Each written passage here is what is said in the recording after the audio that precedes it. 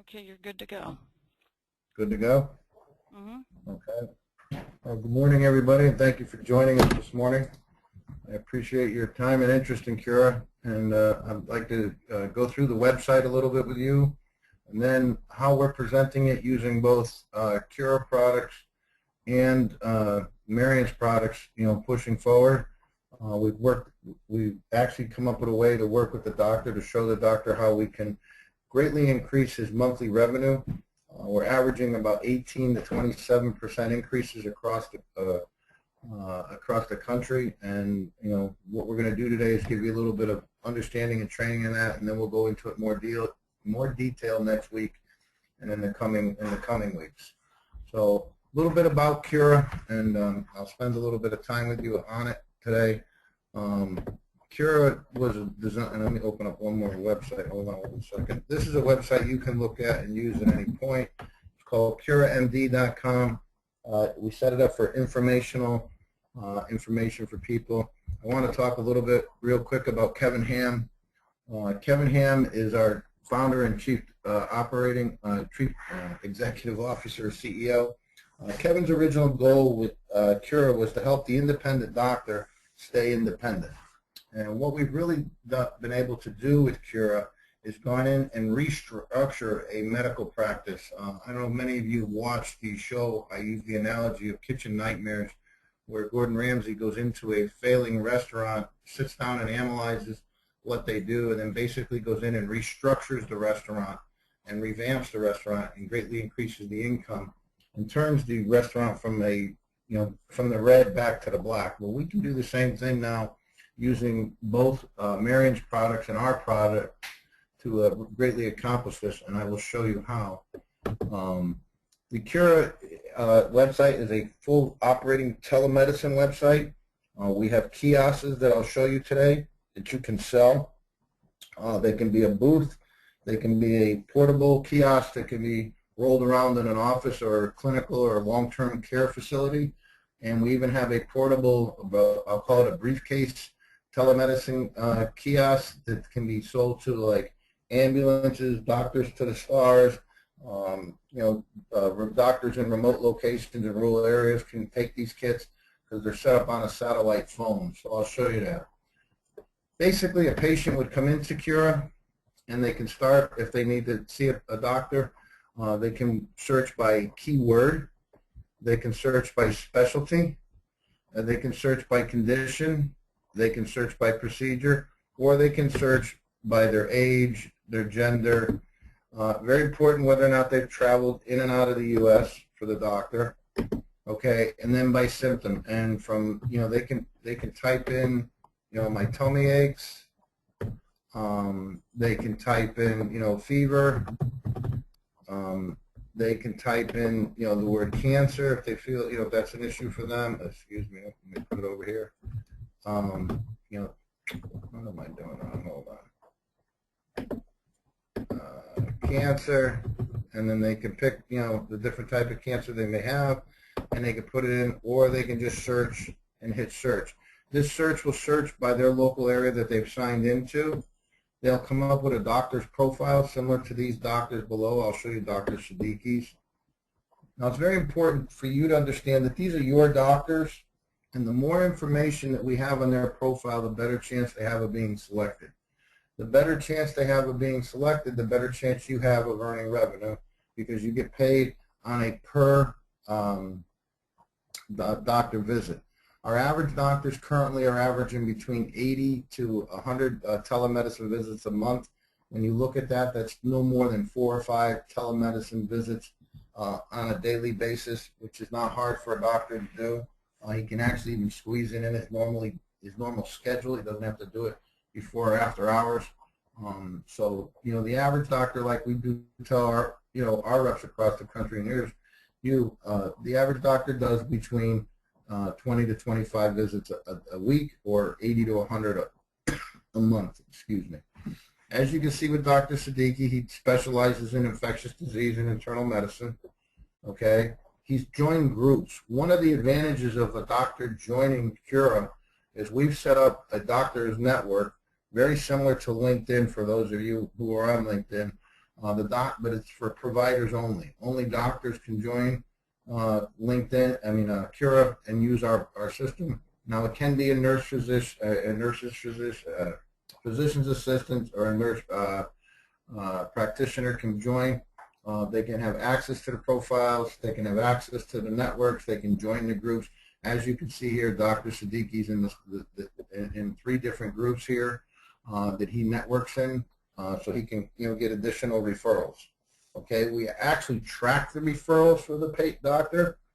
It's amazing when we start working with doctors, they actually tell us where their referrals are coming from, and then within about 60 to 90 days, we start showing them where their actual referrals are coming from, and they're quite amazed that Dr. Smith or Dr. Johnson, who they thought was sending them quite a few referrals, hasn't sent them anything in 60 days. But yet a doctor who they thought they were getting a few from, but they weren't realizing they were getting 10 or 12 from. So it's quite impressive information for the doctor to have. As I tell them that, as a coach, coaching young ladies in softball, you want to know when the young lady comes up to plate in the bottom of the 7th inning and you got 2 outs and bases loaded, whether or not she can hit a curveball. Well, if you've got good statistics, you can tell. If you don't, you don't know. So doctors the same way.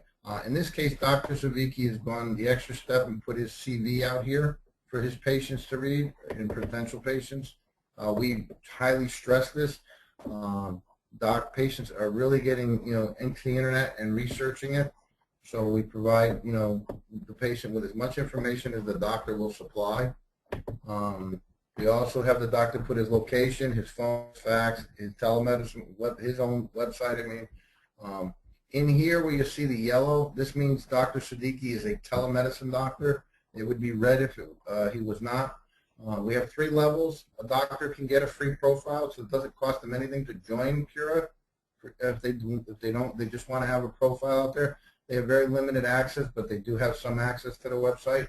They will be brought up in a search if somebody searches in their area. But first come telemedicine doctors, second come network doctors, third come the free profile. Dr. Siddiqui is a favorite of mine. I've clicked on the heart, make him a favorite of mine. Okay, and I can also turn around, go here, and automatically email this profile to another patient or colleague of mine. Okay, we do reputation manager, and we'll go over that. Here's where the doctor has a comment on him, and we got one at Cura. Very impressed with how Cura has helped me find a professional physician by a patient here in New York. Okay. When a patient comes down here, they can schedule an actual appointment with the doctor. They can select a time later today, and they can actually hit the time, and it'll bring it up. Now, I'm signed in as a doctor because I want to show you the doctor side. I'll go back in a minute to show you how to make the appointment. They can also put up a video, and I'll show you just a brief minute of this video just so you can see. But what this is Dr. Siddiqui 8 years ago. And they could put a video about, we have a doctor who specializes in Jasper. It's truly a privilege to be here and an honor to be part of such a distinguished panel. My name is John Siddiqui. I'm from the University of California, Davis, up the road a little bit. I wanted to talk to you about telemedicine. The telemedicine program at the University of California, Davis was started over 10 years ago by a real visionary, Dr. Tom Nesbitt, and we were founded on one basic principle: increase access to specialty care for rural Californians. From that one idea, and that has remained our central mission, over the last 10 years, we've done over 20,000 telemedicine consultations from UC Davis. I can honestly say there's not a what I wanted specialty. to let you just see that part was UC Davis here in Sacramento has been doing telemedicine. As you can see, this is this is about 3 years ago, and that was over the last 10 years. They've done quite a few visits, and they've really grown their telemedicine group throughout California. So where I'm going, a lot of people think telemedicine is new. Telemedicine has been around actually for about 30 years. It's just really coming into mainstream now. There are 22 states that we will get married. The list of those states, they have parity laws with telemedicine that allow the doctor to get paid exactly what he would get paid if he or she was having a visit with a patient in the office. If they can duplicate that visit on the internet, they get paid the same by the insurance company. There are 10 additional states that follow the federal guideline, which again gives them parity in pay. And then there are other states that are currently working their way on board in the next year or 2 or 3, then we will let you know. But it doesn't mean you can't sell telemedicine. What it means for a $50 blood pressure checkup that the doctor would get, if I showed up in his office today to do a blood pressure check and blood pressure medicine renewal, he may only get $35 from the insurance company for the telemedicine visit. And we'll actually show you today how that can actually still benefit the doctor to get involved with telemedicine. All right. They can also go find the doc specifically in their area if they want to just find the doctor in their area, and they can put in their location. And one of the things I want to show you that makes Cura stand out from all the rest of the competition, all the other competition are concierge plans. They're 100% cash and carry. Basically, the doctor puts a rate out there, you pay it, and then you try to get reimbursed from your insurance company. Some of the websites will provide you, additional ways to help you fill out those forms, but they don't fill out the forms. They don't worry about you getting paid back. Cura is the only one that's taken the time to to take the time to internet with all insurance companies across the country. I'll just click down here through a few so you can see. But we are tied in with every insurance company across the nation to provide a full visit for a patient, find out what the deductibles are, find out what the copays are, do insurance verification for the doctor. When I got originally involved in this, and Marion may have told a lot of you, I started in collections back in 2008 with doctors. In 2012, when I got involved with Cura, my goal was to help Kevin design a site that would really help doctors. 31% of what I collect out there across the country for over 2,800 practices is copays that aren't collected at the door. Cura will never allow an appointment to happen if the copay is not paid. We'll also verify the insurance to make sure that the insurance is up to date. Because if it's not, the doctor may not get paid. So we do insurance verification the day the appointment is made. And if the appointment is made for a different date, we actually check it again, even if it's the next day, just to confirm that the insurance is still in place. Okay, so we do work with all insurance companies here that I can show you, okay? We also provide the patient with the opportunity to search for specific language. Okay, if language is an issue and they want to talk to a doctor who speaks Russian or Arabic or Spanish, they have the ability to search for that. If they want to deal with just a female or a male doctor, they have the opportunity to do that, and they can also search just within an area. As you can see, how the doctors would come up. Okay, these are doctors that do telemedicine. Dr. Siddiqui, as I showed you before, is a favorite of mine. If I wanted to select Sonia here, I could select her, okay, and then I could start to read about her and find out if she's somebody I would want to go to, okay? So that just opens that area. When the appointment is made, the patient will be set up an appointment time, and I'll show you what that looks like. They'll be directed to the waiting room, where you can also sell ads to big pharma, to medical device companies, to other firms or whoever want to advertise. If I was to put in, like I had a big headache or my heart issue, that would be the type of magazine that would come up, so you can see it. Okay. Let me go back here to the doctor's dashboard. Okay, I'm signed in as Dr. Jack Hauser. Dr. Hauser's a client of mine and also my cardiologist. Dr. Hauser set up in Cura. This is a demo site. He actually has his own site or profile. They can edit their profile. Real quick, I'll go through that. They can edit their listing. Okay. And they can come in here and they can put, they can put what languages they take. They can put what health plans they take, what specialties they are involved with, primary care, secondary. They can put in their professional statement, their certifications, their education, the hospitals that they're affiliated with. They can go through and update this at any time. They have complete open. He can, as you can see, he can upload his CV. He can upload a brochure if he wants.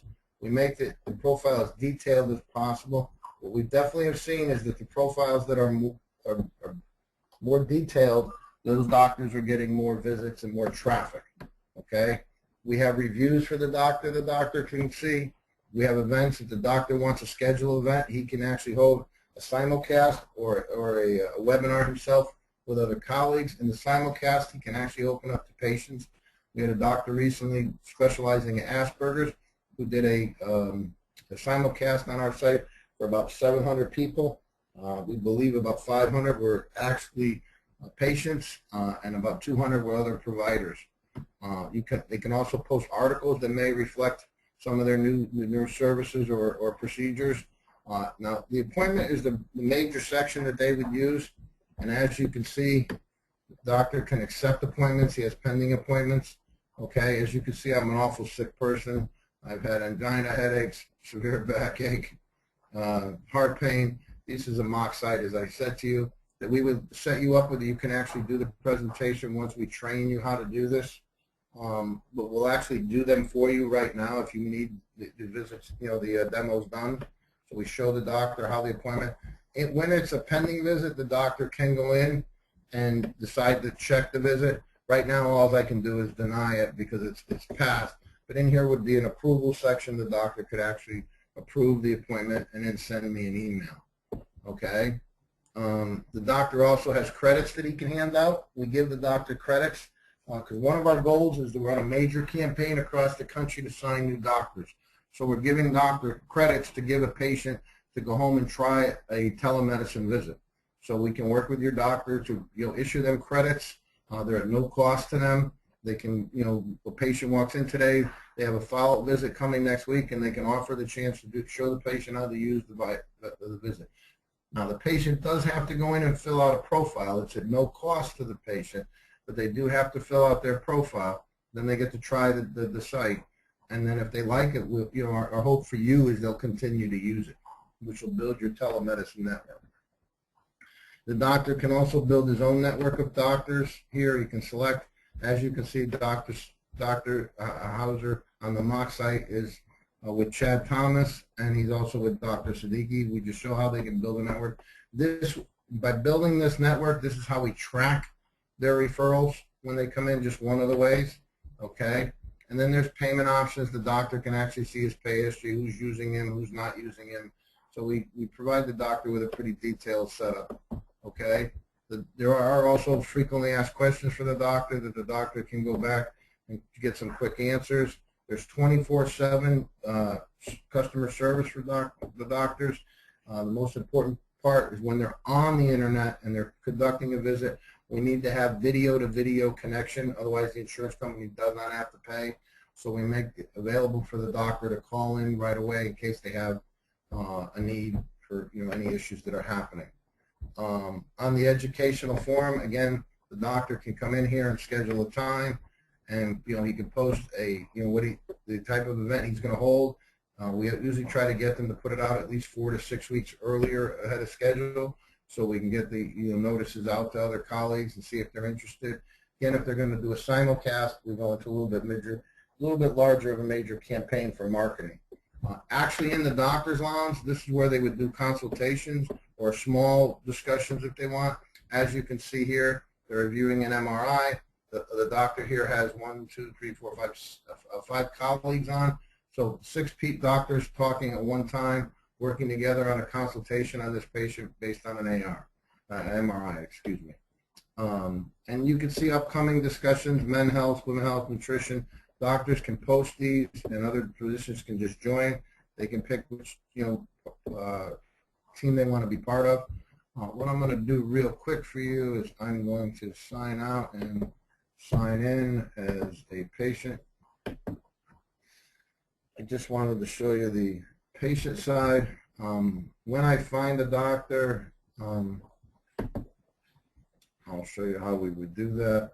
So I come into my area and I put in 0612 and I put in a 10-mile radius. I'm searching back in Connecticut right now for a doctor. Dr. Hauser comes up. I see he's available now. I can go into Dr. Hauser's profile. I can select the time for later today for the doctor. As you can see, the time is okay. 8:30, he's available. I can schedule that appointment. I can go in and put my chief complaint, I can put in chest pain. Okay, I could schedule the appointment by credit card. I put in my credit card information.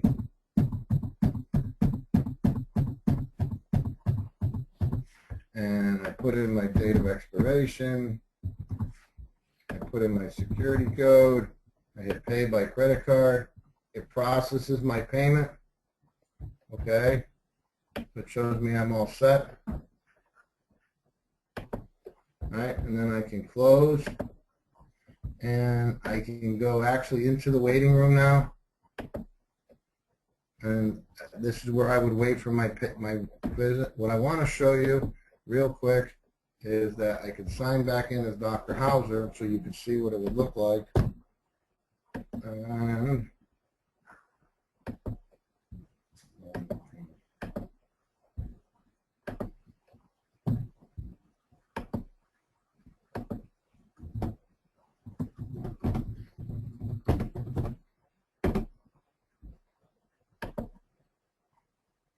it's not going to let me do it. Why is it not going to let me do it? There it is. Okay, so I can come back in here. I'm signing in as Dr. Hauser, and I can turn around and look at my appointments. And I can see now I have a pending appointment for today with Mr. Perio. I can sign in. I can see that it's for 8:30 to 8:45 today. I can check on pending. I can say approved. And what you'll see is we put in your request for an appointment with Dr. Hauser on 7/18 at 8:30 to 8:45 has been approved. I can hit submit, and this email will go back to the client, okay, and to the client, to the patient. So I can click in done. I can click out. And what I can do now is I have two options. I can sit here. I can come back to this location. Now it's approved, and wait for me to sign on. When I sign on as a patient, this camera will turn green. Or I can go back to the website as the doctor and go into the waiting room and wait for Mr. Perio to sign in. And again, the camera will go green. I will hit online, and we will connect. Okay? That's the advantage that the doctor has. I'll sign out real quick as the doctor just so you can see the patient side.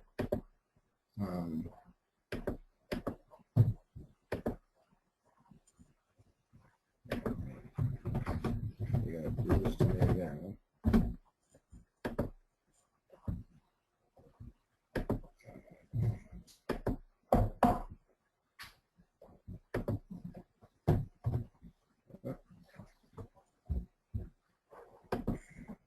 There we go. Now I'm signed back in as a patient. When I go into the waiting room, you'll see I have an appointment with Dr. Hauser at today at 8:30, and I can click visit now, and then I'd be online waiting for the doctor to come in. So I just wanted to be able to show you that.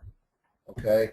You as a rep would sign into our live well at Kura.md site, and you would sign in here. Okay? And I will show you. Oh God, I hope I remember the password.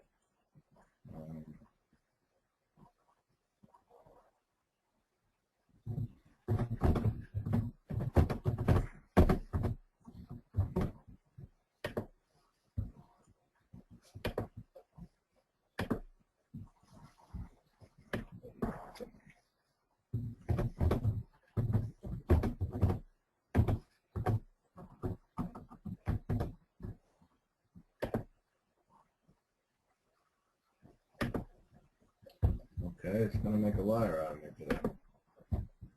Hold on 1 second.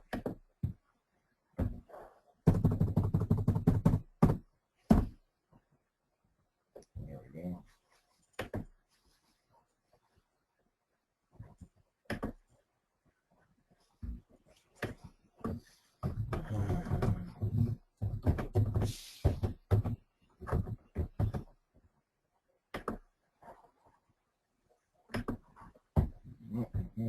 I'm sorry, people. What I wanted to show you, and I have this presentation I can show you on, is the actual sign-in, but it's not letting me sign in for some reason.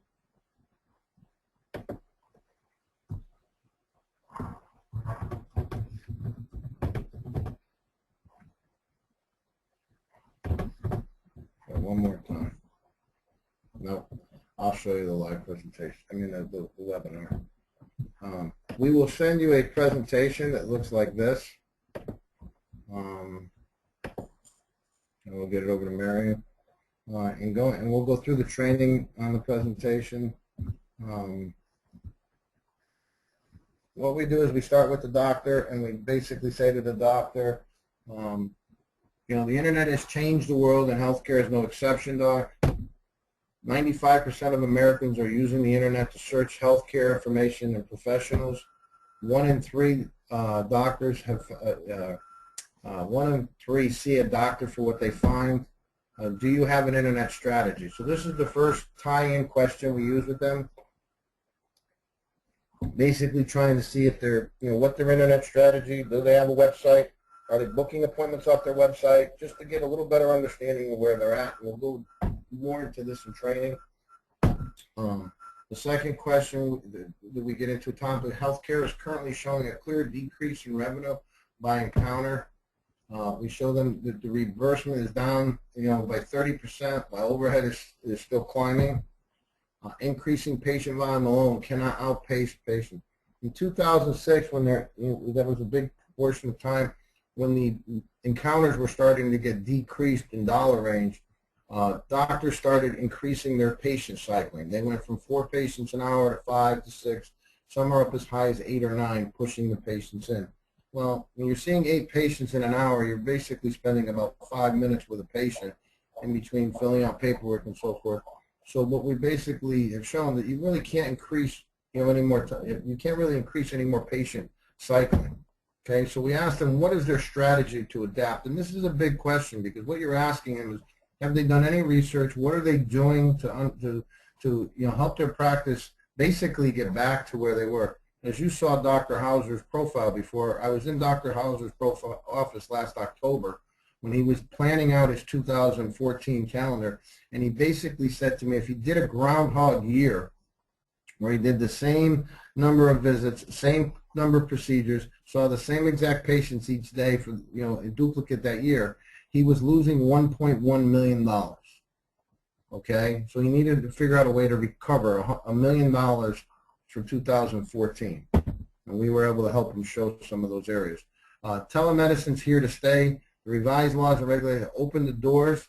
Telemedicine has definitely entered mainstream. A lot of the Mayo Clinic, if you go online and do a YouTube search, you'll see quite a bit of information about the Mayo Clinic doing telemedicine. Basically peer-to-peer though, and a little bit post-operative surgery checkup. So we asked them what is their telemedicine strategy. A lot of them don't have it. A few doctors you walk in will be highly interested because they've been researching it and they want to get involved, because it can greatly decrease their overhead on the visits that they hold per telemedicine. So we get to this point, and we basically show them that Kura is a marketing and business network built around a proprietary telemedicine platform. We tell them it's high-touch, high-tech platform that allows the doctor to expand their reach and increase their encounter profitability and spend more one-on-one time with their patients. At this point is normally when I stop the presentation and I go to our encounter calculator. Okay, and I hope all of you can see this. Okay. In the encounter calculator, we go through with the practice and we basically find out what their needs are and where they're going. This was a practice that, matter of fact, I just did yesterday. We did the presentation. They're currently doing about 2,000 visits a month. 20% of their visits, as you can see here, are $50 on average, or $50 or less visits. So basically what they are, they're visits that are, you know, follow-up visits, blood pressure check renewal, medication renewals. These are visits that are low encounters for the practice, tie up their office space, and they're really not profitable for the practice. So then the second thing we did with them is we found out, you know, procedures or different services they provide in-house. What was their average cost encounter? This was a specialist, a cardiologist specialist. His average high encounter was around $300, and he said that's about 15% of his business. His average visit was about $105. So we were basically showing him that he was billing about $250,000 a month. At $250,000 a month, we said to him, well, what about if we took these 400 visits up here that are in your patient low-cost encounter per month, and we moved them all to the internet? So we showed him a 20% increase in visits that he could hold by putting these 400 visits to the internet. Then we showed him by doing that, we could increase his per we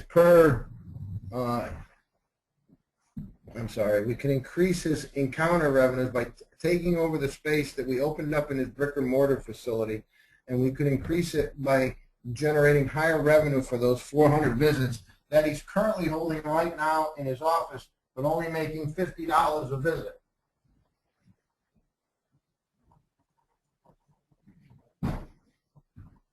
So with that being said, we showed him that we put 200 more visits in his high cost encounter, went from 300 to 500. We took the 400 visits here and moved them to telemedicine, okay? And by doing this, we also put, as you'll see here, we went from 1,300 to 1,500. And this calculator does this for you, and we will give you this calculator, okay? And what we show the doctor is just by working with increasing the visits from increasing the visits, taking the visits to telemedicine, increasing the high cost encounter from 300 to 500, and the average encounter from 1,300 to 1,500, we're able to increase the business by approximately $80,000 or 32% increase. Now, understand, we're not going to increase this overnight. This is something that we're going to do, over time, okay? And where we go into this presentation now, where, we tie in a lot of the things that Marion has, we tie in the DNA testing, we tie in the Test Smart RX that you're currently looking at. We also tie in ePatient Finder, okay? On an ePatient Finder for a specialist, you're talking between $300 to $500 per hour that they're going to pay them for consultations. Well, if you're a doctor and you have 4 blood pressure renewals as a cardiologist, they're going to pay you somewhere between, let's say, $180 and $225. Or would you rather do 2 consultations for ePatient Finder and make $400? Well, I don't know about you, but if every hour I can make $400 out of my exam room instead of $225, I'm definitely increasing my revenue. So this is how we tie ePatient Finder in. Okay, people say to me all the time, there's no revenue increase for a doctor with DNA testing. Well, I can prove you wrong on that, and I'll show you how. The average encounter for a doctor is $105. Right? We're moving only a $50 visit to the internet. Well, if I can move that $50 visit to the internet and open that doctor to do a follow-up visit with a patient who's had a DNA test, we all know that the DNA test will pay, for the follow-up visit will pay an additional $105 because it's a 212 or 99-212 or 99-213. But you can also add the educator form there, which is about a $24 code that you can add that would add that visit, now making this visit, in his case, a $129 visit. And again, if you're the doctor, would you rather do, an extra 200 visits at, just 105, or add the DNA to it and now make this visit 129? So if I can work on increasing the average cost encounter and increasing the high cost encounter, what have I done for the practice? I've increased the revenue. Basically, what we're gonna help you become is the person known in your area, okay, that can greatly impact and change a doctor's revenue. Okay, you're no longer selling now. You're really becoming a problem solver or a consultant, because you're going in and showing them how to restructure their practice. Now, this is not a one-call sale. I've been doing this myself personally here. I'm training a rep here in San Jose. We've been out the last month really pushing with Danny, opening up doors and signing up clients. And I can tell you what we found to be the most successful thing is to go in to the office and talk and get an appointment set up and do about a 15 to 20-minute presentation on the benefits that are whole program can bring to the doctor or to the practice, and then we go back based on their interest and sell them the ones that they usually want. And I actually have put together an executive summary to show you, executive summary presentation that we can give to you that includes this, because we also offer, you know, again, the DNA, we offer the cognitive testing, we offer the e-patient finder. I know Marion has Hydrostat and other products that you can sell that will also increase revenue that can be engulfed into this calculator. We also bring in one other piece, and I'll open it up for you. Hold on 1 second here. Right here. We bring in Kinum, and Marion has access to this, and you can sell it, and this is a revenue you can make. Okay, and Kinum is one of the leaders in collections across the country, okay, for medical. And in the Kinum process, we've set up a system where the doctor, for a flat rate of around $10 to $11 per case, can get his cases collected. We were in with the other day with a doctor who's just an internal medicine doctor, okay, with quite a good-sized practice, about 8 doctors, but he had over $500,000 owed to him. Well, think about if you can go back, you know, and I want to show you I'll show you the whole Kinum presentation in a minute. But what I want to go back to is that calculator. I want you to see that in this 327, nowhere in this number are we talking about money that's already owed to the doctor. So by getting the doctor to sign on and do the Cura program and including your services, we also bring in the Kinum piece. If the doctor will sign on to the Kinum piece in that first month, we can attack that AR and already start this process of increasing this revenue. We can set up a test monitor X or an e-patient finder starting, and you can slowly start generating additional revenue for the doctor there. Okay? The Cura process, just so you know, and I'll go through it in more detail next week, okay, when you sign up a doctor, let's say on August 1st, okay, it takes 2 to 4 weeks to get the credentialing and background check done. When the credentialing and background check is done, your doctor will get an email, and so will you, to let you know that the doctor needs to start his training. His telemedicine training is approximately 16 hours worth of training. Some actually take a little longer because doctors actually don't know how to run their own EMR, or some doctors who are doing telemedicine don't have an EMR. Okay, but we provide the EMR for them in their service. We have to train them on that. We have to train them how to use the video. We have to train them how to use the site. Once they're trained, we open up their profile on the Cura website for them to start doing telemedicine. Now, I can tell you, I've seen doctors knock the training out in 2 weeks. I've seen the doctors take 3 months. This is where you come in, and you need to make sure your doctor is participating. You work with our customer service staff to make sure that the doctor is doing some training every week. If not, you need to get in there. And if we're having trouble where we don't see the doctor 2 or 3 weeks in a row, we'll be emailing you to let you know that, hey, Dr. Rodriguez was scheduled for training, and this is the 3rd time he's not shown. Okay, and some of this is done remote at their own time. Some of this is done live, because some of it has to be done live because we have to be able to show them different, techniques and procedures. So, again, just understand that initial charge is between $1,200 to $1,500, and I'll go through $1,200 if they want to load their own profile and cut and paste everything in. We'll do it for $1,500 if they provide us the documents that we need. Okay, so for the $1,500 cost, what I use the number is we do background check of the doctor to verify all the doctors in good standing. We do the credentialing, and we do the training. That's for per practice for the first doctor. For each additional doctor, it's a $500 fee to be background check, credentialed, and trained. Okay, so just so you understand, that's how the math works. And again, we'll go more into that in detail. Once the doctor is trained and up and running, then it's truly your job to work with the doctor, to get involved with the doctor, to make sure that he or she is doing the telemedicine visit. Because remember, you are restructuring the practice, and if any of you have been involved in corporate restructures, people don't accept change. So you really need to service your client.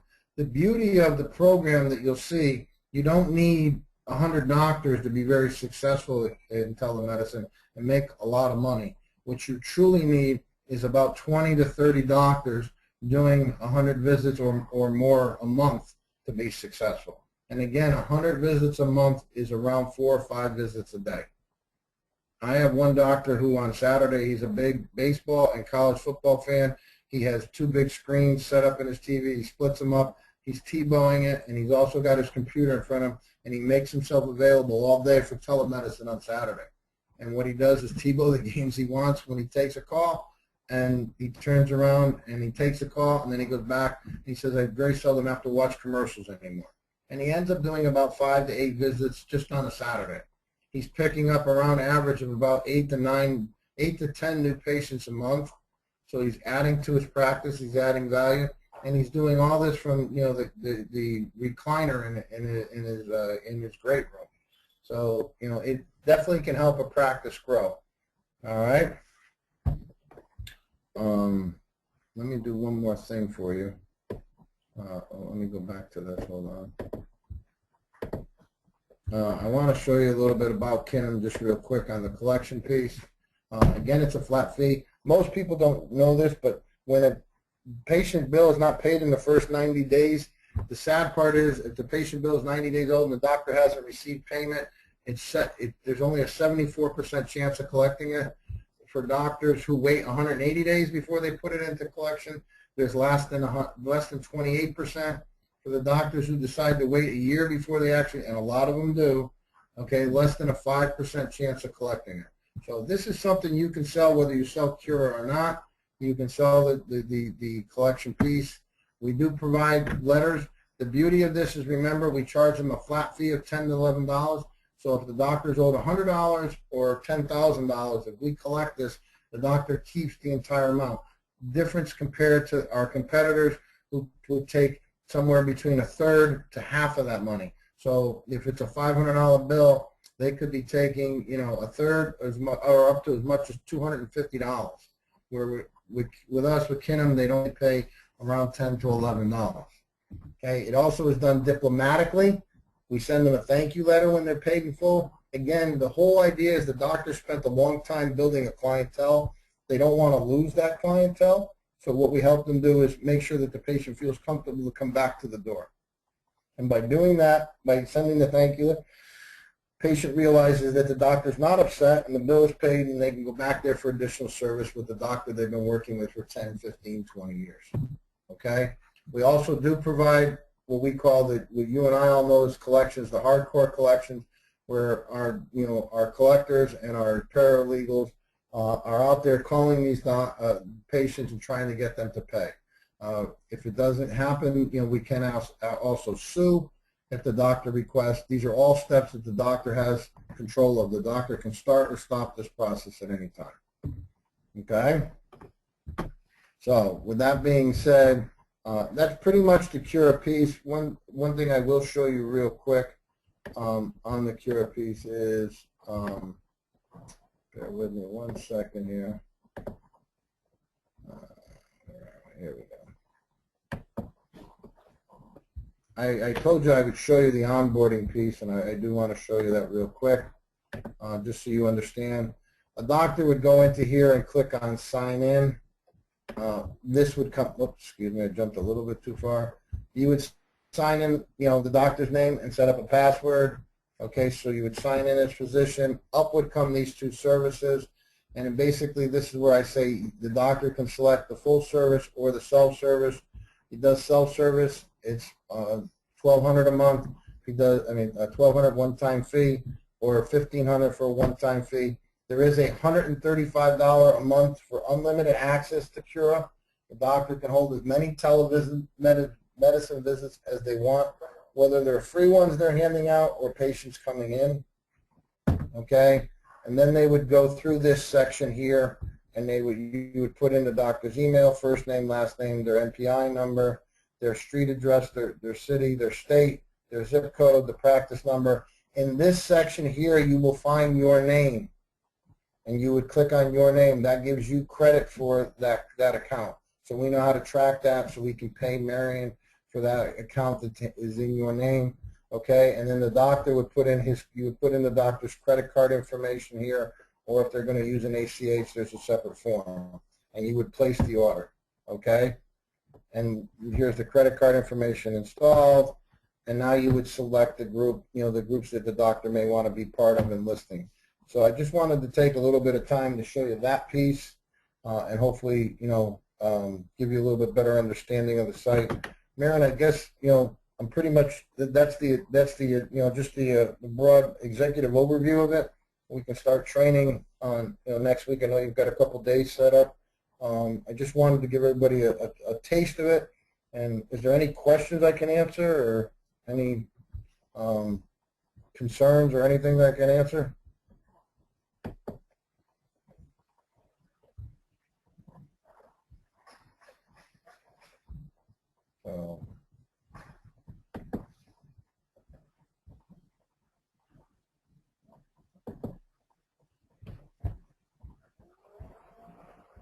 Okay, Marion, are you there?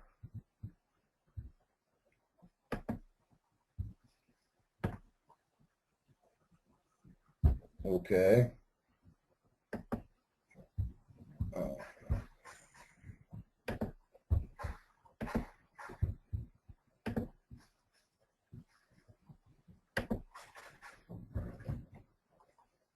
All right, I guess she's not around. She must have got a call or something. If I know her, she's always tied up. Again, what I can say is one of the things I'll do for you right now is, hold on one second.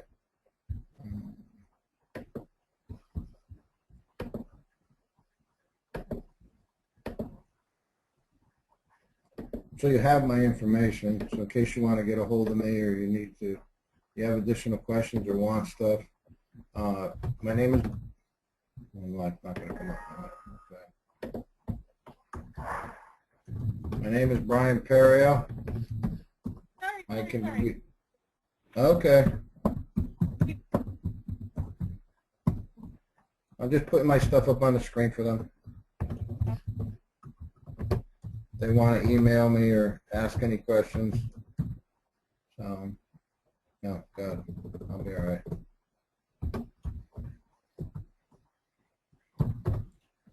There you go. So if anybody wants to get, and I also have a Connecticut number if you want it. It's 306-7. So this is how you can get a hold of me. Is there any questions, Marion, that I need to answer? Oh, let me check. Yeah, we have a few. Okay. Sorry, guys. Okay, so the first question. It shows a $25 service charge. Is that how Cura gets paid? Does the patient? Yes. Does the patient pay this, and what is the cost to the doctor? The $25 fee is charged to the patient. That's why we give the doctor a free. We give him credits to hand out. So the first patient visit the patient has, the patient can have a free visit and try telemedicine. A lot of patients that we will be guiding to a doctor, and I'll show you one thing that I didn't get into the presentation. One of the things we've done is we've gone out, and let me get to the slide here. Hold on.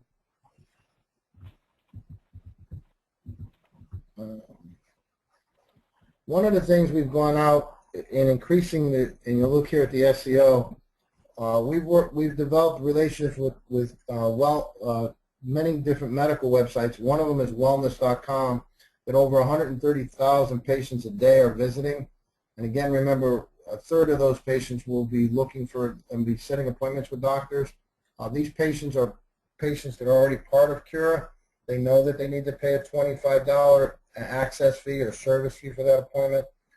To get your doctor to open up his office, brick and mortar, to be able to bring in other treatment, we do provide the doctor with free credits for those visits so that the patient can try the Cura profile, the Cura platform at no cost the first time, and then see if they like it. What we're finding is that about 70% of the people that try it truly enjoy it. They like that they don't have to sit in the office and wait an hour and a half to see the doctor, that when they schedule an 11 o'clock appointment, the doctor has to be on by 11:05 or the appointment is canceled, unless they notified the patient in advance that they may be late.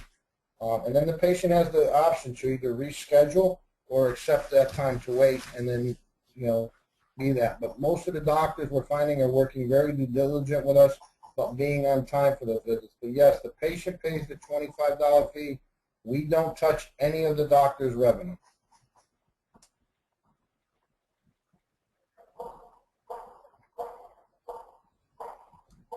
Any other ones? Next question is, what if the physician's practice is owned by a hospital? Again, we're finding that works both ways. The physician can sign up and start the process. We're also finding a lot of them that are part of the hospitals are directing us back to the hospital. Here in San Jose, we ran into that scenario just recently. We went over to O'Connor Hospital, and it was amazing. We met with Jim Dover, the CEO. He was highly impressed. He turned us over to his people, and we're in the process of slowly integrating Cura into the O'Connor doctors' practices, which will open us up to about 125 different practices here in the San Jose area. You'll find at most hospitals right now, if they're doing any telemedicine, most of them are doing peer-to-peer. They're not doing peer-to-patient.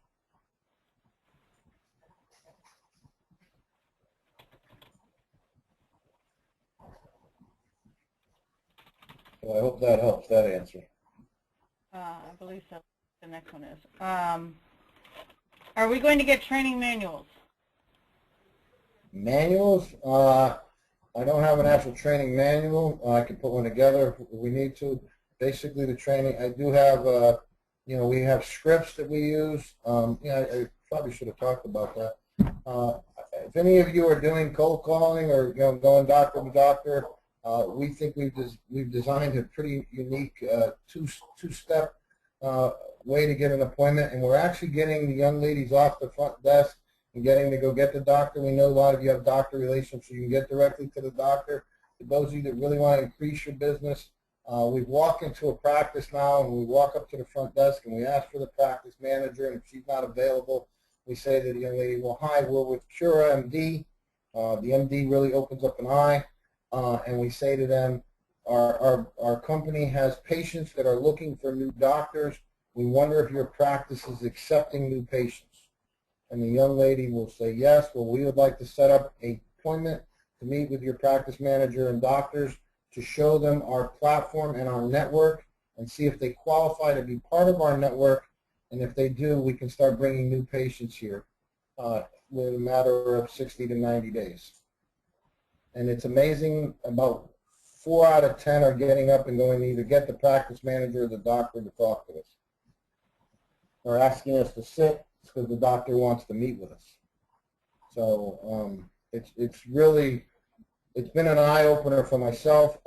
I have a distributor who works for me out in Richmond, Virginia, who has a couple reps. His name is Steve.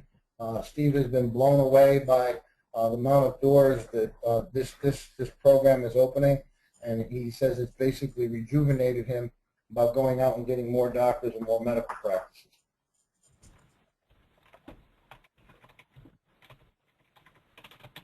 Okay, next question. Can you go over which states it's available in again and just kind of go through that again? Sure, I can do that. Hold on a second. Let me just bring it up. I can actually show you a map. Here, with me 1 second.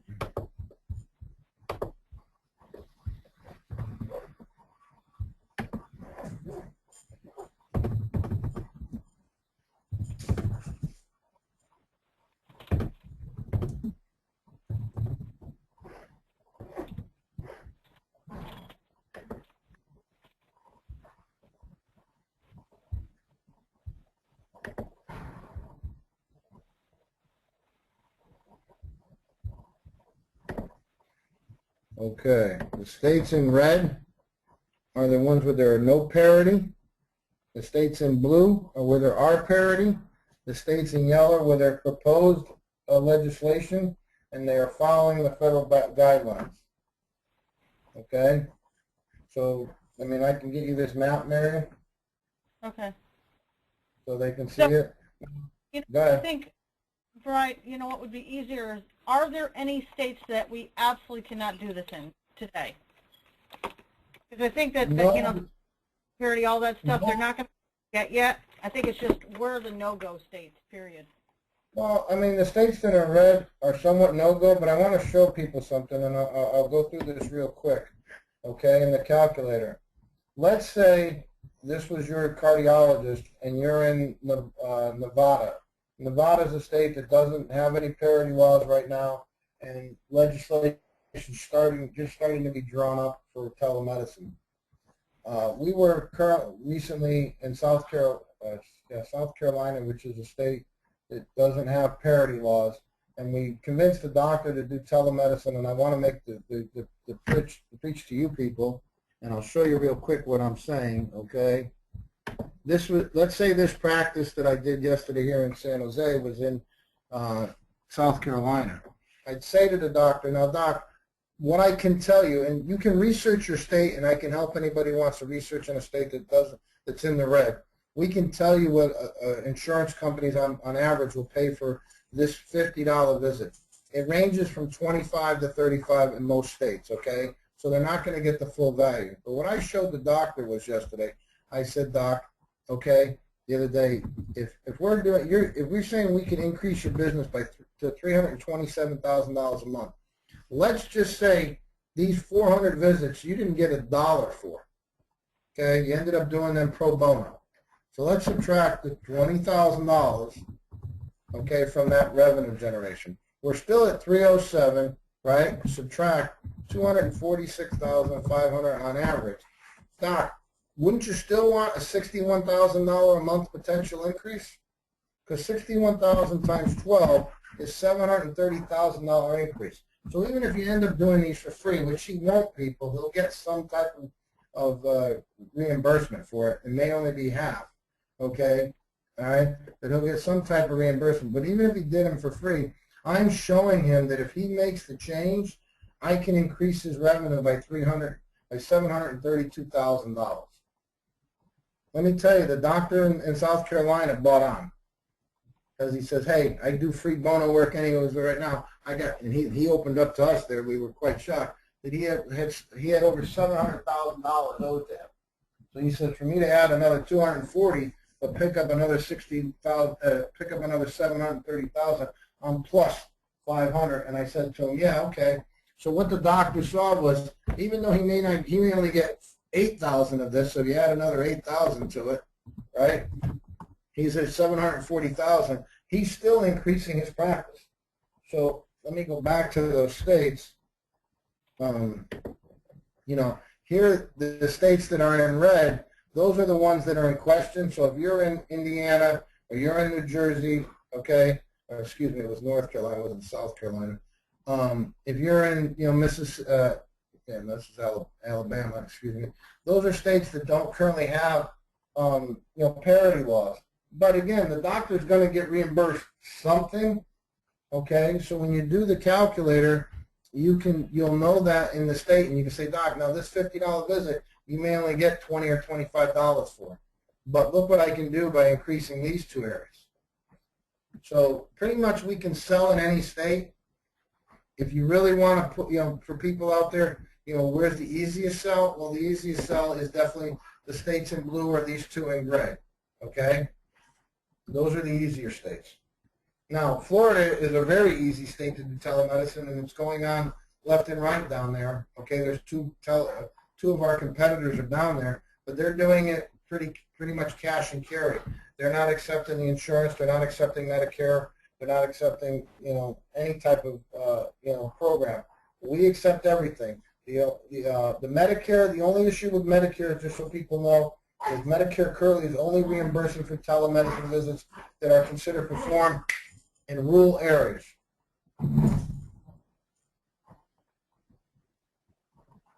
How do they deem rural areas, Brian? Is it like 35 miles from, like, you know, the closest whatever?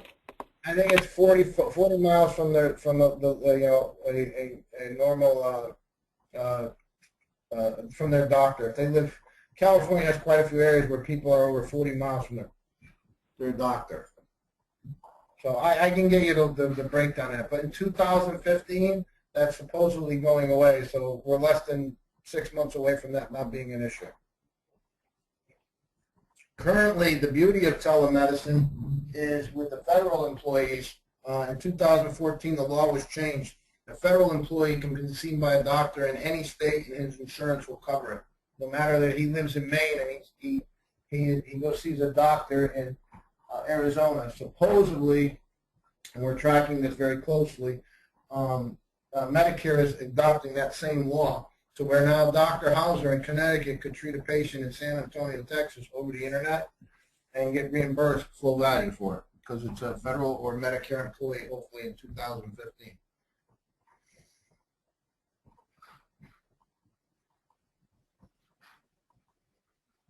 Okay, I have another question. I'm going to actually unmute Tom because he has a bunch of questions. I'm going to unmute you now. Go ahead. Good morning, Brian. Good morning, Tom. What specialty do you have, or specialties do you have a large need for this right now currently? Cardiologists love it. Urgent care truly adore it. Internal medicine, is a no-brainer. One of the bigger fields we're finding great success in, which was a little bit of shock to me at first until we did a beta test with the California Department of Corrections, is the behavioral health industry.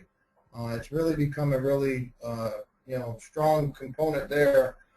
We can also help the dermatologist on the initial consultations. So those are really the big areas. Really the only area that I've seen so far that we haven't had a lot of success in right now currently has been the OBGYN market. That really has been a market that we really haven't been able to figure out a way that we could truly help them in the current case, because we do sell a black bag that I'll get into next week, and I'll show you the components. Hold on one second. This is one of the kiosks you can sell to long-term and short-term or hospitals that can provide doctors, capabilities just be rolled right into their patient's room. These are the peripherals that we can sell, and these are some of them. In a black bag that a patient can buy, the patient can buy a stethoscope, an otoscope, and a blood pressure for them to have at home, and they'll be able to perform more visits. And the beauty of that is, the more capability, the better the doctor can do treatment. But we do have some cardiologists who have some severe patients, or patients they're sending home after surgeries, that they're actually giving this mitt right here that I just highlighted that can provide the doctor a 12-point EKG remotely. So if they have this mitt at the house, they just hold it over their chest, and the doctor can actually get a 12-point EKG reading back at home. So there's a lot of capabilities that we can provide. It's growing daily. If any of you are working in the workman's comp industry, we currently have, I think, 300 of these kiosks across the country, working with many pain doctors and workman's comp areas and physical therapists, so we can greatly decrease the workman's comp cost for the payers, and we're actually working with the payers and the doctors, so we're having great success in that arena. So there's a lot that I haven't got into, but the biggest areas right now I would say are cardiology, urologists we're doing a lot with, especially in the initial consultation. And recently, we're putting it together with an eye doctor who's actually going to buy this because he does like cataract surgeries and stuff. And he found that if he can get the patient to do a consultation with him before they leave one of his eyeglass centers, he has a better chance of getting them to come to him for the surgery and go elsewhere. Plus, that initial consultation is worth about $250. So we're slowly getting ready to start putting kiosks in his locations, and by putting those kiosks in locations, we're going to increase the amount of surgeries and so forth that he'll be handling. Thanks. Is there a reimbursement opportunity for mid-levels? Yes. Okay. The parity states the laws they have to pay if we can duplicate the visit in the office here in California, let me go back to that map for you. If we can duplicate the visit in any of these states, Oregon, Arizona, New Mexico, Texas, Maine, New Hampshire, even Connecticut, Massachusetts, New York, because they have pretty good, strong proposed or partial legislations approved now. This map's a little bit outdated, not much, but a little bit. But I can weekly send you the changes. If we can duplicate that visit, they have to pay exactly the same. Okay, and then I got two last questions for you. Maybe others have thought of this as well. How does a doctor write an order then and get it to a pharmacy in the patient's location, or is it a mail order pharmacy that you use, or how do you get the orders to a patient? A lot of it's done through e-scribing. Prescriptions that can't be done through e-scribing, it can be a mailed prescription sent to the patient. Okay. And we're currently, Marion's got us hooked up with another a laboratory that may be able to help us increase the capabilities of that, and we're working with that. Things are changing daily that we're working on that, so we're working on that. But a lot of the stuff right now is currently done through e-scribing. I'm not sure exactly what that means, though. How does the doctor actually get set up with a local pharmacy then to get an order? There's work involved with doing that, obviously. I would Correct. say And we time to interject and say, then that may be step 2 of going into that practice and setting up a compounding pharmacy opportunity. Well, that could be a part of it, certainly, but for an antibiotic, for a kid's ear infection, or on an urgent care basis, or an erectile dysfunction medication, if you're talking with a urologist in telemedicine, they probably just want to use a local pharmacy for those types of simple things, I'm assuming. Well, currently, we work with, I'll give you a perfect example for myself personally.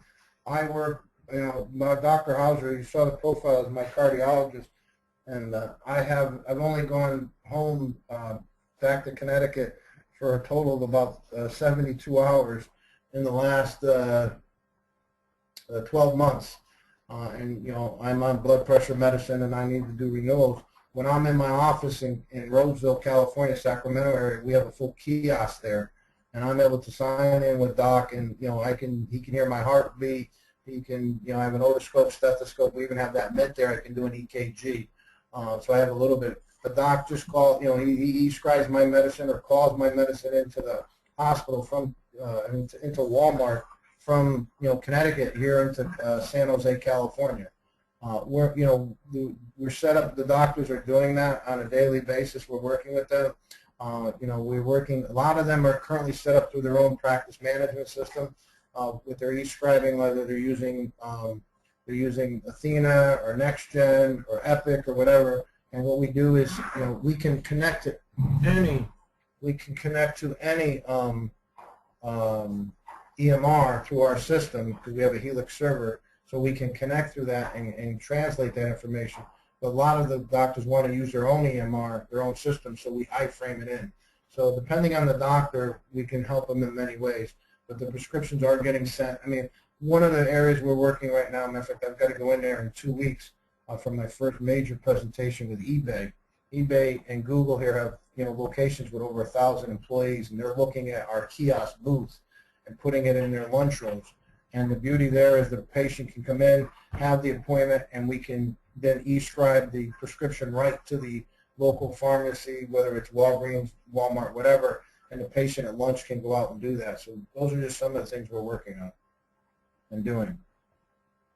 And then one last question, please. Do you know what the impact of the ACA will be on this industry? There's a lot of stuff we don't know about that coming in 2015, but do you have any thoughts on that right now? On the ATA? Affordable Care Act.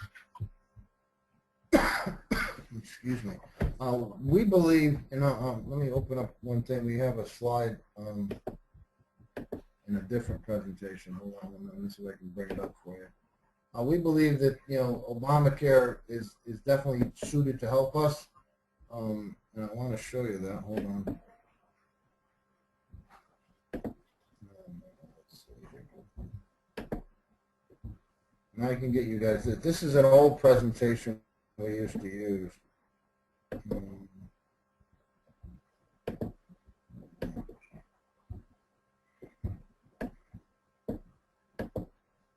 I won't be able to find it. I'm sorry.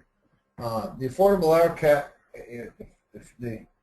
Affordable Care Act, telehealth will play a critical role in delivering these and other key provisions for the Affordable Care Act.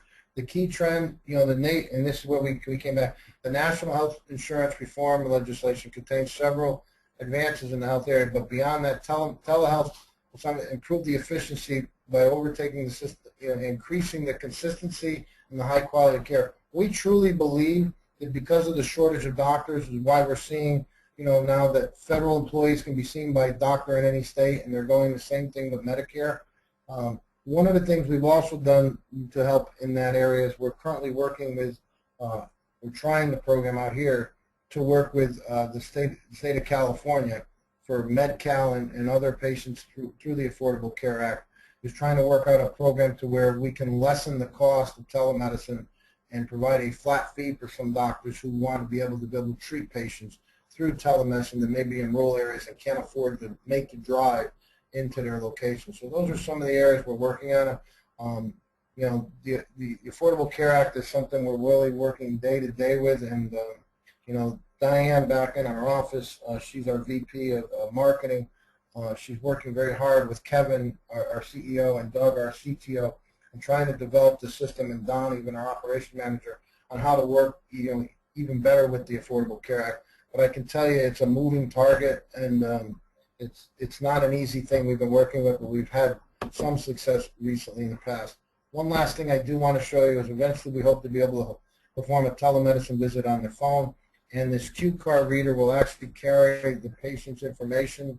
And if the doctor has a cue card reader, instead of the patient having to fill out the forms, they would just click the cue card reader, and it would have all their insurance information and all of their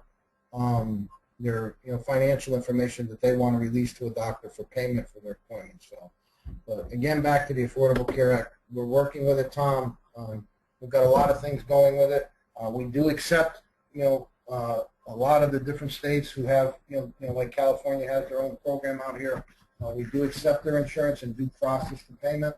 What we're finding out, though, is a lot of the patients don't realize that the plans they bought don't cover the visits that they're looking to have. That they're part of their deductible, and they're quite upset that they're having to pay, basically cash and carry on these visits instead of their insurance covering it. So we've had our issues with, that we're working around. I hope that helps. Thank you.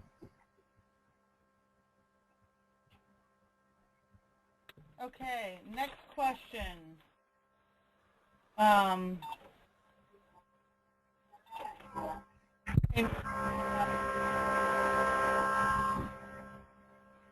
What has been the % of appointments that resulted in new patients? What is the % of appointments? What, people searching our site? I don't understand that question. I mean, that's about right now it's about it's about 4 out of 10 patients that search our site for a doctor or selecting a doctor and having an appointment. You're asking what is the percentage of doctor and patients, switching from office visits to telemedicine? That's a wide range, only because it all depends on how well the doctor and the rep is pushing the doctor to, slowly make that change. Again, I'll go back to that revenue calculator that I was showing you. This change can only truly happen if these visits are moved to the internet to open up that brick and mortar. So these visits can change from 300 to 500 at a revenue of 300. So you're as a rep, you really have to work with your practice. That's why I say we've made it to where, from a compensation standpoint, where you don't need 150 practices, but you need to service the practices you have. Okay, next question. Oops, sorry. Hold on. Next question is, let's see. The patient fees for the service, what is that? Is that a $25 service fee? Yes, it's a $25 service fee, and then we collect the copay and any deductible, and then we actually bill their insurance if they have insurance. If they're a concierge doctor, like I have, just had an appointment in Richmond, Virginia the other day with, and they only do cash, we can set that up also. But the $25 fee is there. We're also working like with eBay, where eBay wants, they want to pay for that cost.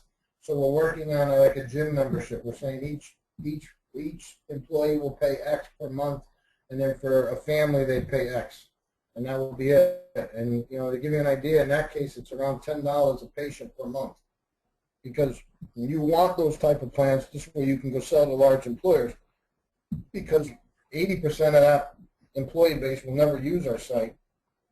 So we're greatly able to lower the cost, but you're getting paid for every employee that's in that place, and your fee goes drastically down because you're not getting paid per visit. You're getting paid per employee, but now instead of, maybe 10% of the people using our site, okay, you're getting paid for 1,000 or 1,500 or 3,000 employees.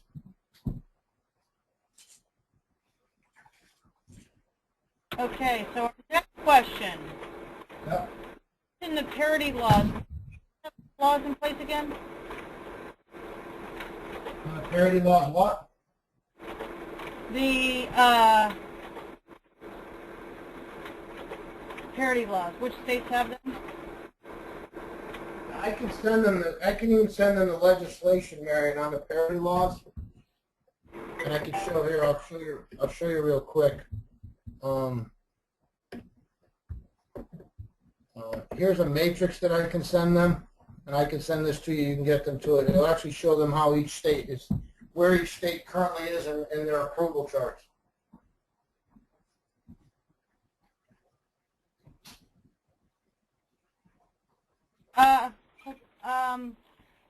Let's see. Next question is, well, this is a comment. Can you put a list of states that participate with telemedicine and reimburse together? And then the next question is, physicians. How does the physician get vitals? How does the physician get vitals? Again, the physician can only get vitals if they're either at a kiosk or they have the peripherals with them. If not, they won't get the vitals. I mean, there are appointments that are handled like in the behavioral health bill where that's not needed, so those they don't need that black bag. If they're at one of our kiosks, there's all capabilities there: blood pressure, pulse, otoscope, stethoscope. But in the house visit, if they don't have those capabilities, the doctor is somewhat limited to the amount of telemed visits he can do for a patient who does not have, the black bag. And the doctors love the idea about selling the black bag because they can actually generate revenue.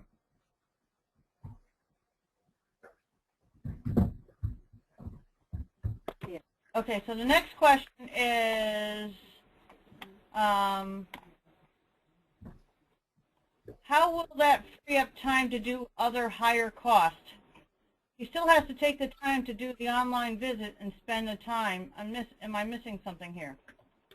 No, you're not missing something. Basically, the visit happens in about 5 or 6 minutes, 7 minutes. We can also provide the doc what we call rent a doc. We have doctors that we can give them for interviews that will, and they can interview and hire. They only charge them for the actual telemedicine visit. They actually work like a 1099. We have close to 2,000 doctors that are available for doctors to hire, or they can hire, I've had some doctors actually going out and hire a nurse practitioner or a physician assistant to handle those visits right there in the office who's working part-time. So, there's many ways that they can handle it. So they can handle them before hours, during hours, after hours. A lot of the consultation stuff we're seeing is being handled, off hours, where the doctor's sitting there, filling out his stroke notes or doing dictation and handling those visits.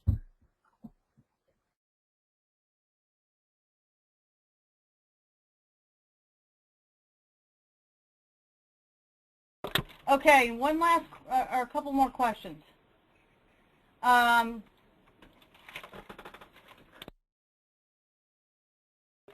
The next question is, can this work for long-term care facilities that are in rural areas?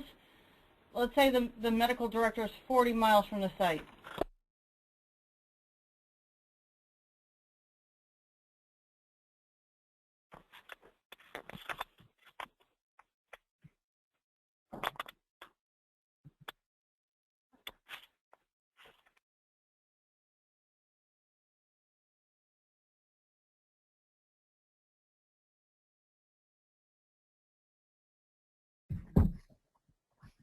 Marion, give me 1 minute. What's that, Bri? Did you not hear my last question? Bri?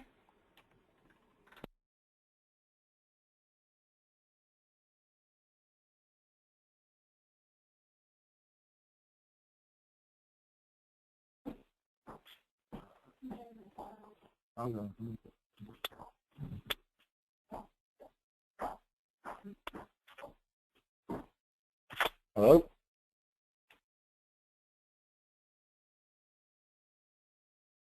Okay, Bri, can you hear me? Bri? Yeah, I'm losing you. I'm going to try to call you on the phone. Okay.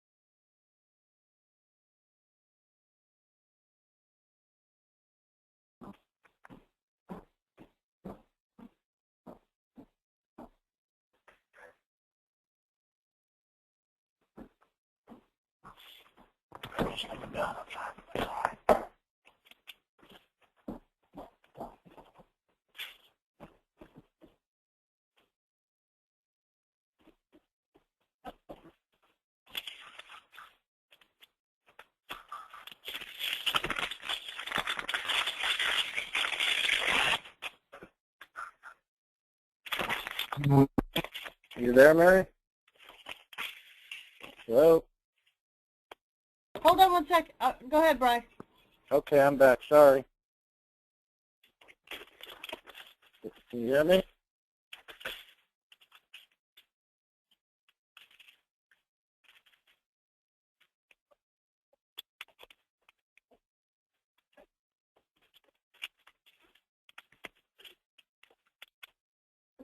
Hello? Hey, Bri, can you hear me now? Yeah, I can hear you now. Okay. You there? Yeah. Okay. Sorry, I'm back. Here's the next question. Can this work Okay. for long-term care facilities if they're in a rural area and if the medical director is 40 miles away from the site? Can you say that again? I heard the rural area, the medical director, just in the beginning.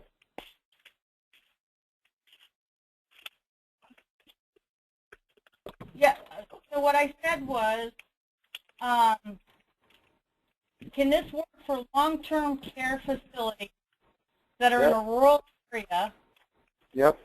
and let's say the medical director is 40 miles from the site? Yep. Okay. Okay, so the medical director is 40 miles from the site. You're in a rural area. Can a telemedicine visit happen? Yeah. Yes. Because Okay. we can wire in the doctor from anywhere from around, the place.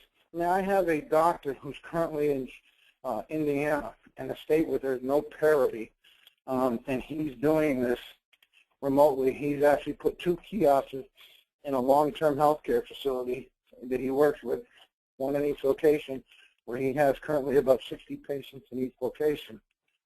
And what he does is he puts the kiosk there, and the nurse rolls the kiosk over to the patient, and he performs his visit from Chicago, and where he's, again, like I said, he's close to 100, over 120 miles away, and he's doing that. So does that answer that question? I believe it does. Okay, so the next question, I think clarification. You think what? The state is not a participating state in telemedicine. Yep.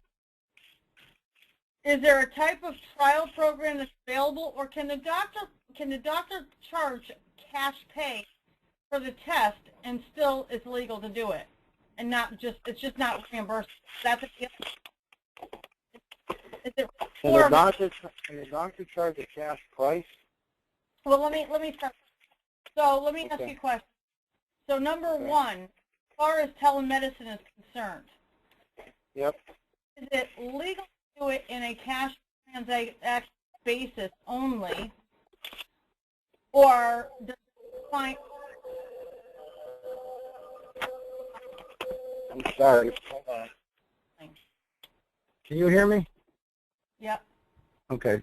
Say it again, because you were breaking up.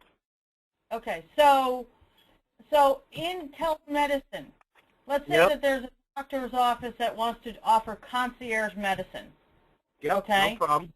Yep. Can they do it cash pay only, and do the guidelines that you're talking to, the parity laws and all of that, are those only applied because we're trying to get insurance reimbursement?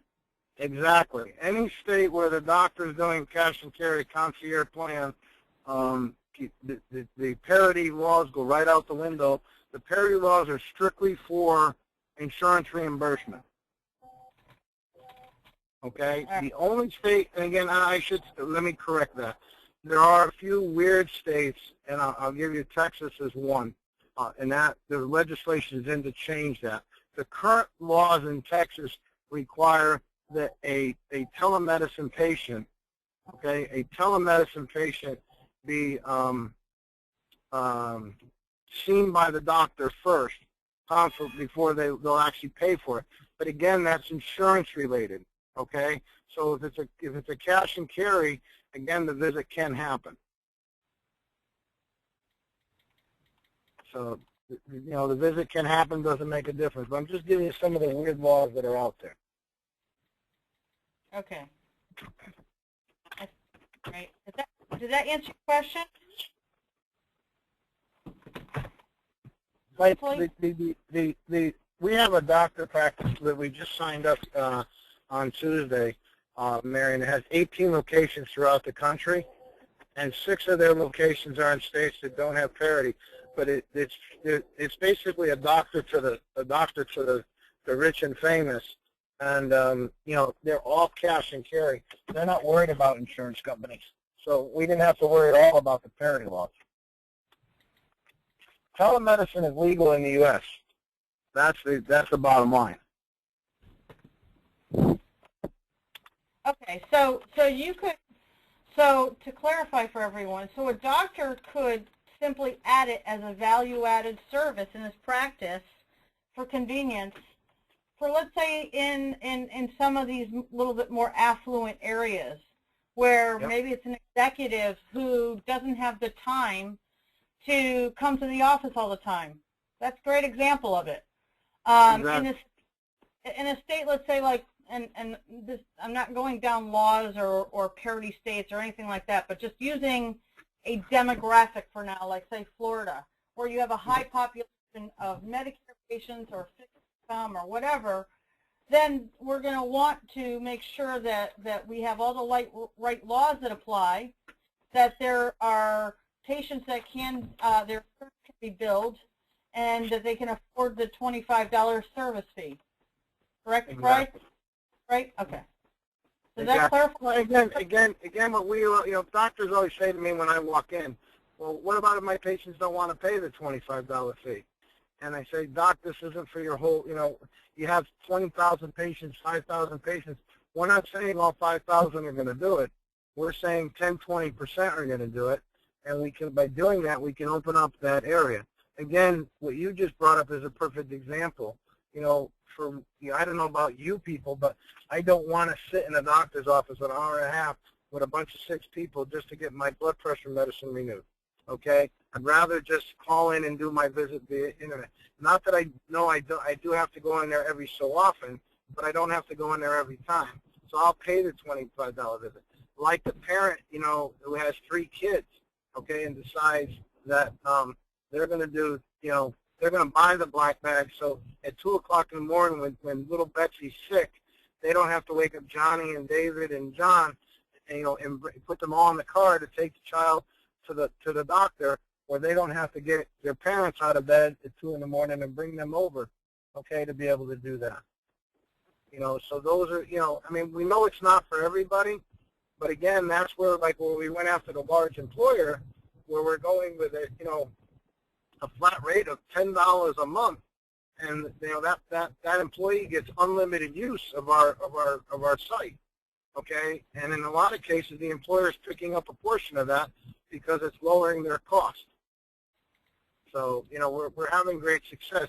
eBay told me in my first initial meeting with them, and again, in 2 weeks I sit down with them again, they told me that in their first initial meeting that they calculated that every hour that an employee is not at their desk processing orders, they're losing $250. So if a patient, if an employee patient leaves the location, drives 45 minutes to their doctor, or even 20 minutes to their doctor, waits an hour and a half for appointment, half an hour for the actual appointment. By the time doctor gets in prescription medicine, they stop at the pharmacy, pick up the med, get back. It's 4 hours. They've lost $1,000. We're leasing them a kiosk for about $2,500 a month. Once the 3rd or 4th patient goes through there, they basically got their lease money back on that, and the patient isn't leaving the office. And this is where another way where we can bring, if you start setting these kiosks up, you can start bringing new patients to doctors, because they sign on and they can do a search at doctors, or they can go to their own doctor if the doctor's part of Cura. If the doctor's not, then they have to select a doctor who will do telemedicine to use that capability. So, part of the success of Cura has been helping doctors bring new patients. And across the country, the average is between 4 to 8 new patients a month we're bringing to the doctor. I'll give you guys, I know this is not exactly what we're talking about, this week. My daughter's going to go this weekend. And we were away. I missed her annual physical last week. Right. I went to reschedule it with her pediatrician, and I can't be seen. She couldn't be seen until August. Well, now I was in trouble scrambling to try and get her physical done for camp. So I ended up going to the Minute Clinic at CVS. Mm-hmm. Cash pay for that same physical, first of all, it would have been over $200 at the pediatrician's office. I hate to say that. Cash pay at Minute Clinic was $39. So the cost savings on the telemedicine model and these sorts of models, from a consumer perspective, it was very attractive. I got exactly what I needed. It was on my time, and it was simple, and I was able to still fulfill what I needed to do so that she can go to camp. So, I mean, that's my personal story. But, Brian, can we go ahead. Hello? Go ahead. All right, good. Can we what? Okay. So the next question is can we go to employers with this? Yeah. Yes, most definitely. And I will get you the PDFs on the different systems that they can sell to the employers. Again, it's not going to work for an employer of 50 or 100. It's usually what we're finding the format is employees of 500 or more in one location. So if you have, a large employer in your area, like I think Marion back in Connecticut, like a Pratt & Whitney or a Sikorsky, they put one of these kiosks in there, they're limiting their downtime of patients not being at work, and more importantly, they're providing their patients, their employees with, state-of-the-art treatment and care right there in the, So by the end of the day, you know, if I'm not feeling good at 10 o'clock, I can go to the kiosk, see a doctor. Hello? Yeah, you keep cutting out a little bit, but that's okay. Okay. If I go to Sikorsky, I can put a kiosk in there. So yes, we really want people to go to employees. Marion, like you and I are working on that, you know, the large retail location throughout the country who has, you know, multiple locations across the country. Supermarkets, a lot of people are going into local chains in their state. You know, I have a rep down in Florida that was trying to get into Piggly Wiggly's that has a pharmacy in it, you know, and put kiosks there.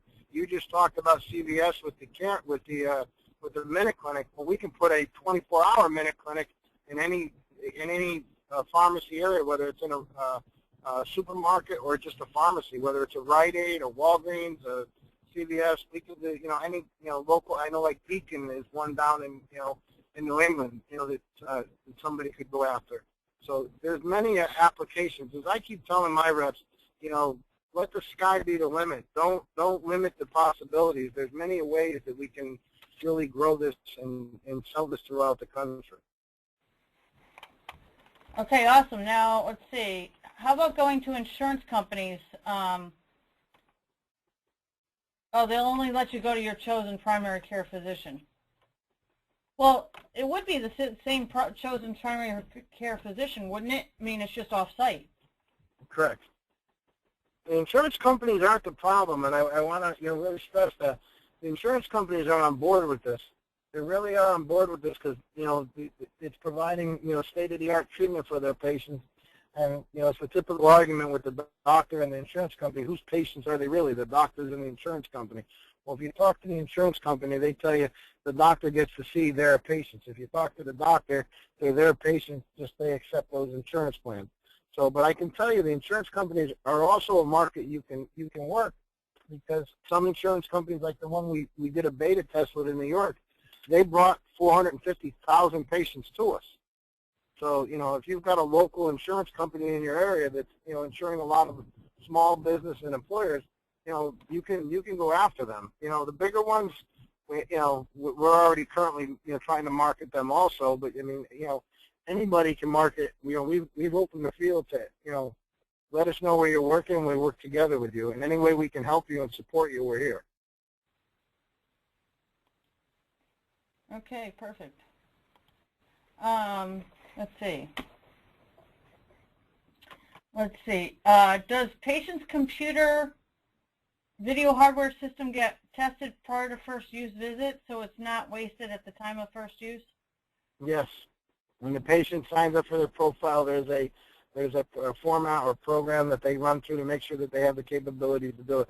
Because again, if they don't have a camera, we can't hold the visit. So we have to make sure that their system can handle can handle the capabilities. It's pretty much done in the cloud. It's pretty much, you know, a laptop with a camera on it. You know, we can hold a telemedicine visit. A laptop with a camera with, you know, with a black bag kit from us. Then we test the peripherals to them to make sure that they're up and loaded, and we work with them. And again, we do have a 1-800 number for patients for customer support to make sure that their peripherals are working as needed. Okay, and then we got another quick question. Going back to the primary care provider, if they're not a Cura doctor, I don't understand this.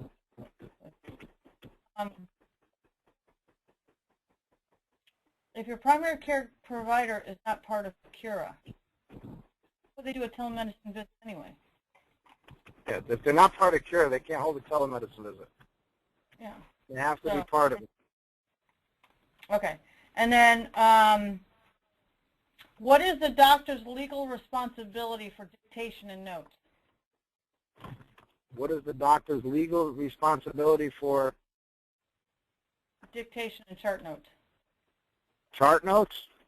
Yeah. Well, again, it's the doctor's decision whether the doctor wants to, you know, share those notes on the Cura website. The patient profile, we store, you know, all the MRI equipment, I mean, all the MRI reports, we store the blood work, we store the x-rays, everything the patient, and even soap notes we'll store for the patient of what the doctor releases, for the patient to see. And those can be taken from doctor to doctor.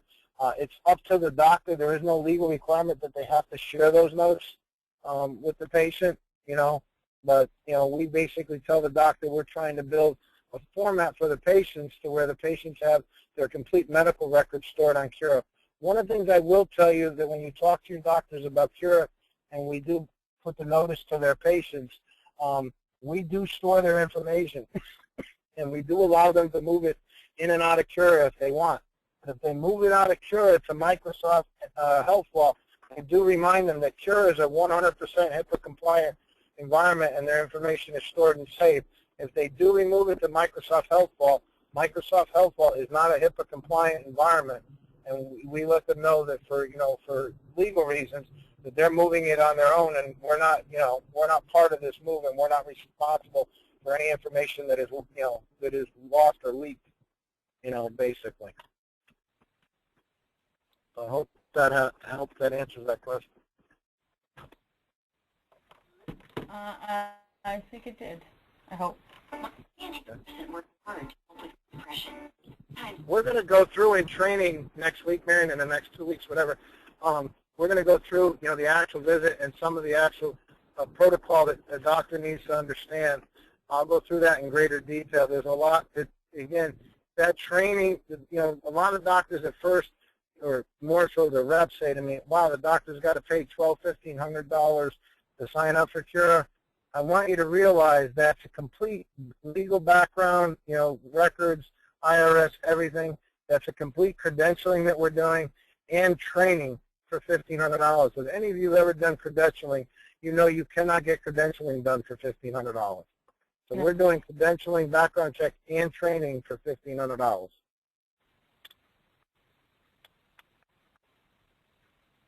And I'll break that down in training what we're actually doing.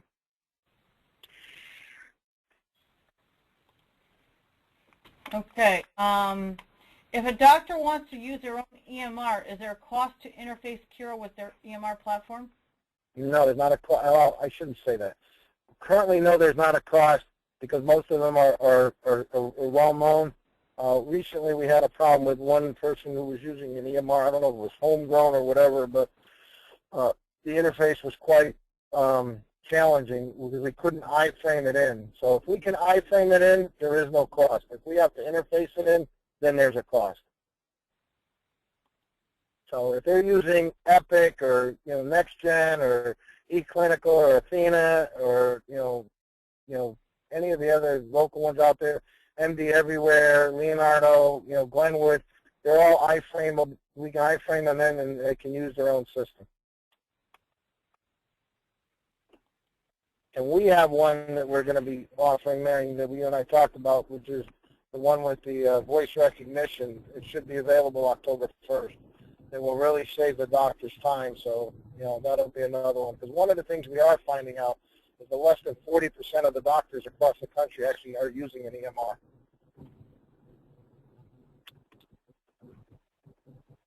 Okay. Any other questions? I mean, like I said, you guys, the big thing about this that's really cool about it is this will free up office time. If you're carrying and selling other ancillary services and you're seeing marginal results or less than marginal results from your doctors on your other products and services, here's a way to help them improve your own bottom line in what you're selling them. Free up their office time so that your services can take a little bit more of the front stage in their office. It's as simple as that. Right. We spend a lot of time with that, with the reps on the calculator. I think once if you get the understanding of the encounter calculator and the analysis that you're going to do for a doctor, I've actually had some reps, the independent reps, and we've stopped that from happening, but they were out there charging for this analysis, and they were getting doctors to pay for it. You can tell the doctor that normally we charge a rate for this, but we're out doing it for free. We're doing it for free right now. We're providing all this information because we're on a major campaign to sign up doctors. So whatever we need to do to help you, get doctors signed up and get them on board with care, trust me, we're going to do whatever we have to. And like this concierge doctor who's for the wealthy, he's actually buying a platform to where he's going to actually pay for the telemedicine visits for his patients. Because they're already paying him, a higher fee for use of his services and his doctors. So we set up a flat rate for him per month, to use, don't hold me to the figure, I think it was like $5,000 a month for his 18 offices to use, and they can use the telemedicine service platform. Okay, they're the patient, the rep is making a portion of that every month guaranteed, so he's not getting all those telemedicine visits at, per a couple dollars per telemedicine visit. They're getting a flat rate fee, but the rep is guaranteed that income now every month. And what we've done is every 6 months we go back and review. And if they're using it more, we have the right to escalate that figure. And the doctor agreed to that. So, again, we'll work with you in any which way we can to make it feasible for the doctor to get involved. And again, we did give the doctor free visits to hand out to patients to get his patients to start using it. Exactly what Marion said, to free up his office space to bring in those additional services or increase the current services that you have. The whole goal that we've set up is to greatly increase the doctor's revenue. And if you can start showing the doctor with our system how you can do that and you start increasing his revenue, trust me, the referrals come. I'm amazed by some of my reps, especially currently down in Texas, who are getting 1-2 referrals a week right now because one of the practices, he's increased the revenue over 27% a month in the first 6 months. And it's just, it truly is amazing what we can do. And we're always looking for new services, and we all know Marion's out there doing that. And the beauty of some of the recent products she's brought is they're revenue generating ones. So if we can go in and sell the doctor and generating more revenue, they're all ears. And now when we walk in to see the doctor says, okay, so what do you got to do for me? I want to make more money. Well, we've actually done this, and we've seen with practices across the country is that we were going into practices where they were looking every which way to cut hours. And now we have practices calling us saying, hey, we've got a new service we want to show you. The rep, can we increase this into our business? They're asking us for our opinions on how to bring that into their business. Now, they could have brought it in and just started doing it, but they're working with us because they see us as their problem solver. And if we can help you become a problem solver, I know we can greatly increase your income. And that's our whole goal, is to really help the practices and be known as the company out there that doesn't sell telemedicine, where the company comes in and takes their practice from the red and puts it back in the black. We're showing doctors how to stay independent. I think that was a great way to put it, Brian. And I'll give you one more, Marion, that we're seeing just recently.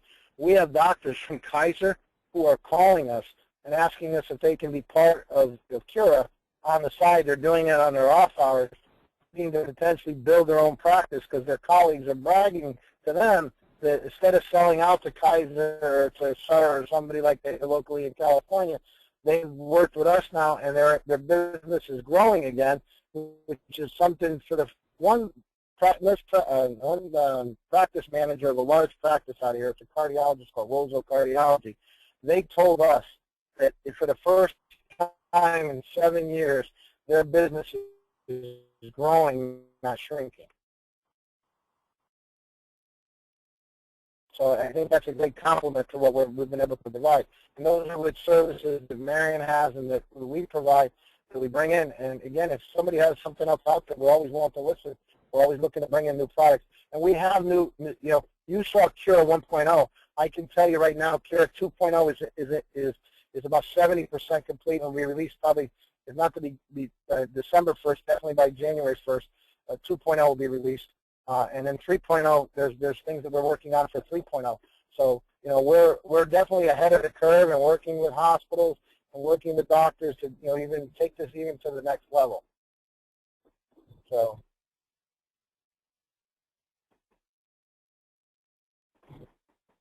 Any other questions there? Okay, so there's one last question. This may be covered in the future, but if an employer provides insurance, so a self-insured employer, Yep. and the employees live in a non-parity state and see a doctor that is in the Blue Cross network that's in a non-parity state, will the doctor get paid equal to an office visit? I'd have to check that. I can't tell. Again, in a non-parity state, they may not get reimbursed the same amount. They may reimburse less.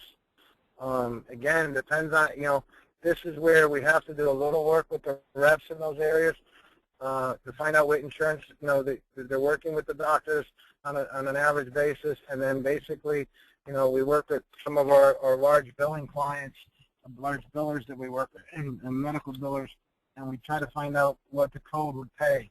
But what would Blue Cross Blue Shield pay? What would United Healthcare pay for, telemedicine in that state?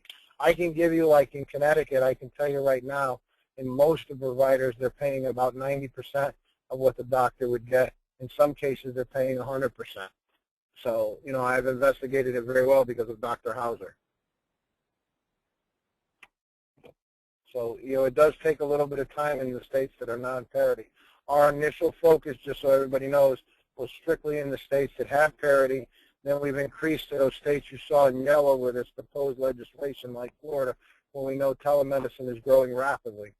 We've just recently, in the last 90 days, opened up to the states that don't have parity, and we're having great success with doctors showing them that no matter what, they're still going to grow their revenue. But it's still it's still on a case-by-case basis. So I hope that helps. I think it does. I think we've covered all of our questions. Okay.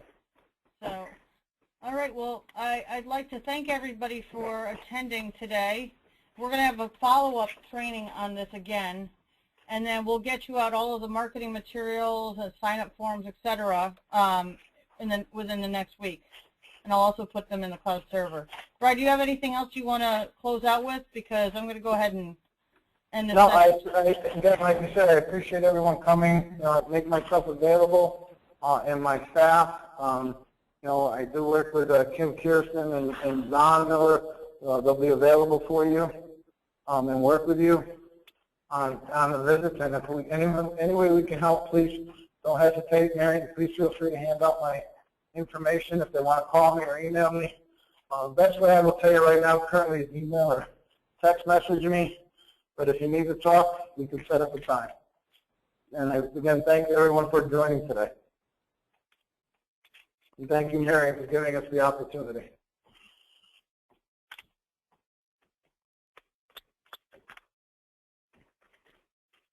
All right. Well, thanks, everyone. I appreciate it. Have a great day.